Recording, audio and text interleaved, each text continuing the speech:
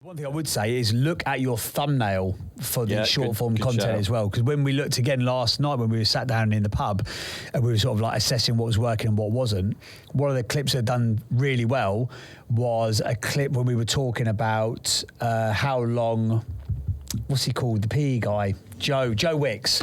How long Joe Wicks had been at it on YouTube. There's just a off the cuff reference. He'd been at it. He's been at it for years, guys. But we mentioned about how long he'd been going before it it popped, and he looked like an overnight success. But he'd been doing YouTube videos for like 12 years. Yeah. And Opus Clip has obviously picked that clip out, and one of the editors had clipped it up. That clip in and of itself, was it that interesting? I wouldn't have necessarily picked it, but equally because it's got reference to Joe Wicks, then it got much more. I mean, like 7,000 views or something, as opposed to like the average, which is like 1,200, something like that. So it had like 4x the general reach. But the only reason that had popped was because of the thumbnail.